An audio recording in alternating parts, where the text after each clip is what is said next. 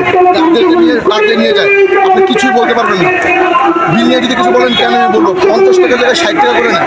এখন আমাদের 50 টাকা মানে সার্ভিস চার্জ, এটা 60 টাকা করছে, বছরে 3 বার বাড়েন। ঠিক আছে, বছর 3 বার এলো, পয়লা মে ছুটি দেন না, কোনো ছুটি দেন আমাদেরকে। আর ওনাদের লাভের জন্য ওনারা আমার সকাল 10টা থেকে রাত 10টার মধ্যে ডিউটি করাচ্ছে আমাদেরকে। তাহলে আমাদের কি লাভ? আমাদের ফ্যামিলি আছে, মার্কেট কি এটা কি এলাকার মার্কেট? আমার বাসা মিরপুর, আমাদের একটা ফ্রেন্ডের বাসা গাজীপুর, নারায়ণগঞ্জ বাসা আছে, যাই আবার সময় থাকে না। আচ্ছা, যে মার্কেট উন্নয়নের জন্য যে কাজ করছে এটা কি আপনাদের সাথে শেয়ার করতে বলবেন? আমাদের সাথে যখন এটা কাজ করছে তখন আমাদেরকে কাউকে বলে নাই।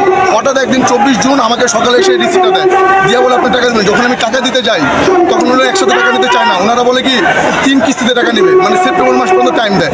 যদি ওনারা সত্যি কাজ করে ওনারা একসাথে টাকা নেবে, ওনারা 3টা কিস্তি করে দিচ্ছে, এটা কেন করবে? এটা হলো আমাদের মেন প্রবলেম। ওনার অনেক প্রবলেম আছে, উনি আসার পরে মার্কেটের অনেক কিছু চেঞ্জ করছে, সব কিছু। আগে ছিল 5,000 টাকা, এখন করে দিচ্ছে 8,000 টাকা।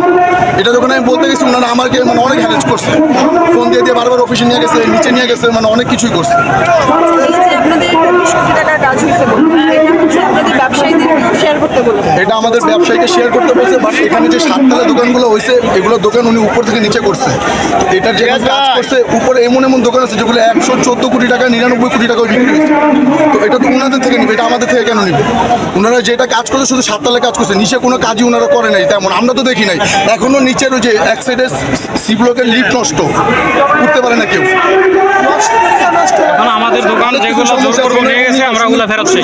শুধু টাকা। আর মার্কেটে একটা ইন্টারন্যাশনাল মার্কেট, উনি প্রত্যেকদিন বিল চায়, বিল দেন বিল দেন বিল দেন, মানে বিল নিয়েই না একবারে।